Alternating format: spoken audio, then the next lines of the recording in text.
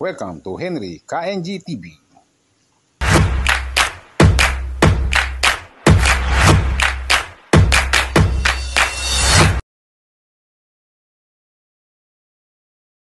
Good morning po.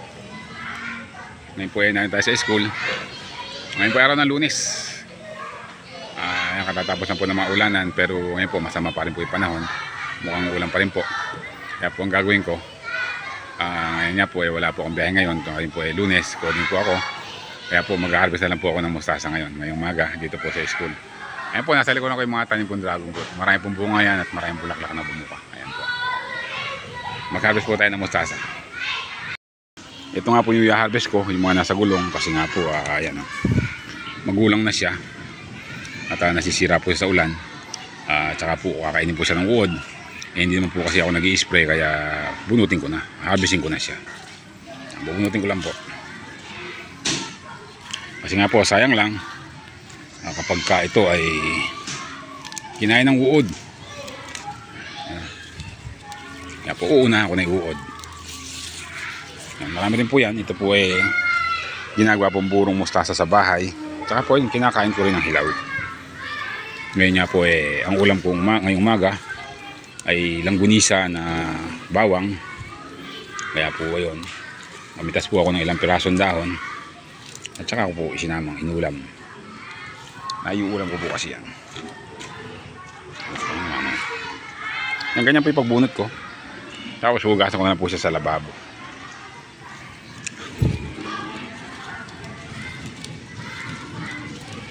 Yung nga po, yung parang kailan lang ito itanim ko. Ngayon po ay inaani ko na. Hindi lang po siya kamukha ng mga nabibili nyo, kasi yung mga nabibili nyo sa mga palengke, sa mga magaganda yon, kasi nga po yun ay kumpleto. Kumpleto po sa alaga yon, kumpleto sa spray, kumpleto sa abono. Ayan po, yun po parang organic lang yan. Hindi mo tayo nag-i-spray.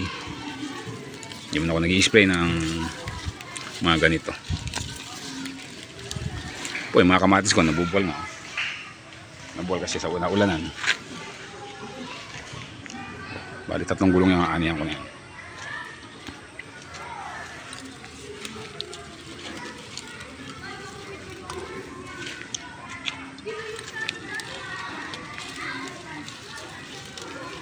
Yan. Ganyan. Tapos po mamimili ako ng malalaki dito. Yan po, at na po yung harvest ko. Nilagay po sa lababo. Bali yan nga po yung mga lupa yan. Dito ko na po sila babanlawan para malinis. Yan, ganyan po tayo mag-harvest ng mustasa. Nilinis natin mabuti.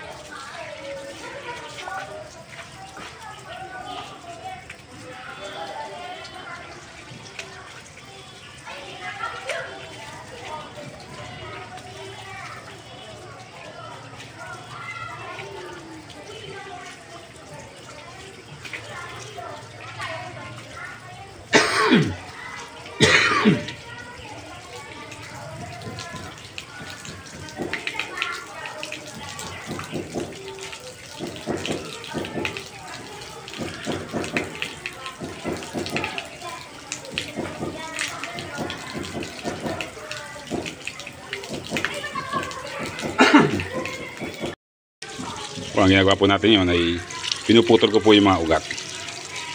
Pinuputol ko, tabay hugas na rin. Yan, ganyan po. Ganyan po tayo kalinis magana ng mustasa. Hindi po kagaya ng iba na basta mapitas lang okay na. Ako po nililinis ko mabuti. Tapos mamaya po ito sa bahay. Ang gagawin po dito, hihimayin po yan. hugasan at saka lalamutakin sa asin, saka buburuhin. Yan po yung gagawin po siya dyan. Pero ngayon po, inisin ko po muna siya. Ito yung nakuha ko mga lupa. Kasi nga po binunod ko lang. Wow, good morning, good morning. Ito na po yung naharvest kong mustasa at nalinis ko na rin po siya. Ayan po yung tsura niya.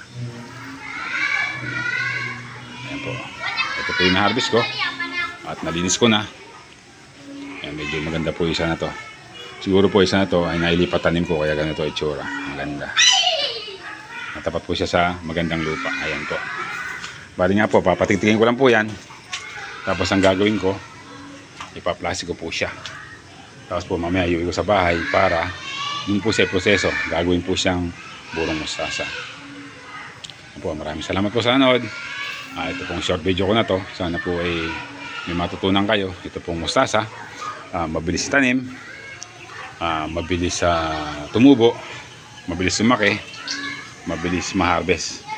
Kaya po yun. Mabilis po itong pagkapirahan o mabenta. Ayan po. Good morning po sa inyo lahat. At maraming salamat po sa patuloy ng suporta sa akin. KNJ TV po. Saan man po tayo naroon, ay ingat po tayo lahat. Maraming salamat po.